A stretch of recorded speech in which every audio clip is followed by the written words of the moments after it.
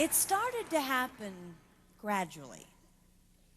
I would walk into a room and say something, and no one would notice.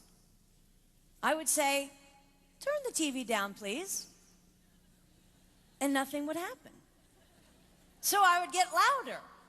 "Turn the TV down, please." Finally, I would have to go over and turn the TV down myself. And then I started to notice it elsewhere. My husband and I had been at a party for about 3 hours, and I was ready to go. I looked over, and he was talking to a friend from work, and I walked over, and he kept right on talking. He didn't even turn toward me. That's when I started to put it together. He can't see me. I'm invisible. I'm invisible.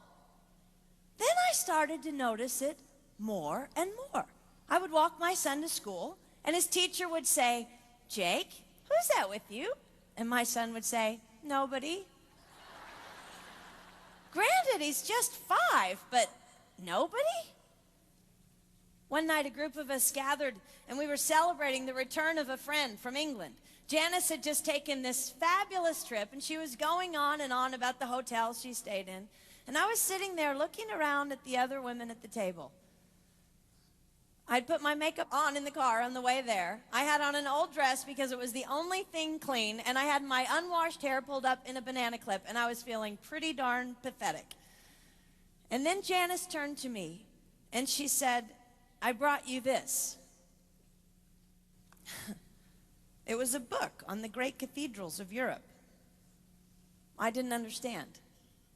And then I read her inscription. She wrote, "With admiration for the greatness of what you are building when no one sees." You can't name the names of the people who built the great cathedrals.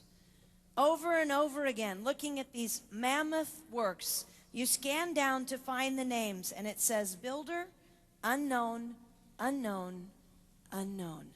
They completed things not knowing that anyone would notice.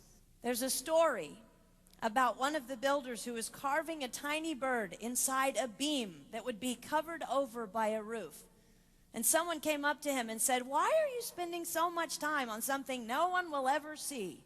And it's reported that the builder replied, "Because God sees." They trusted that God saw everything.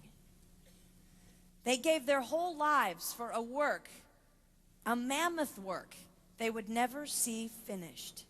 They showed up day after day. Some of these cathedrals took over 100 years to build. That was more than one working man's lifetime. Day after day. And they made personal sacrifices for no credit. Showing up at a job they would never see finished, for a building their name would never be on. One writer even goes so far as to say no great cathedrals will ever be built again because so few people are willing to sacrifice to that degree.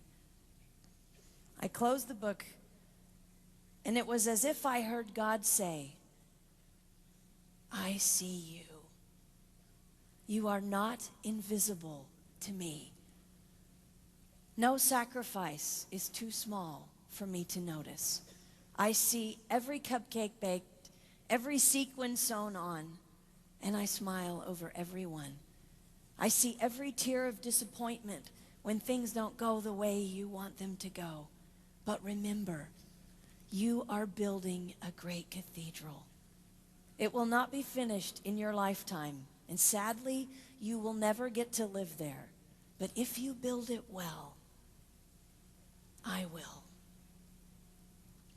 At times, my invisibility has felt like an affliction to me. But it is not a disease that is erasing my life. It is the cure for the disease of self-centeredness. It is the antidote to my own pride. It's okay that they don't see. It's okay that they don't know. I don't want my son to tell the friend he's bringing home from college, "You're not going to believe what my mom does. She gets up at 4 in the morning and she bakes pies and hand bastes a turkey and she presses all the linens." Even if I do all those things, I don't want him to say that. I want him to want to come home. And secondly, I want him to say to his friend, you're going to love it there. It's okay that they don't see. We don't work for them. We work for him. We sacrifice for him. They will never see. Not if we do it right. Not if we do it well. Let's pray that our work will stand as a monument to an even greater God.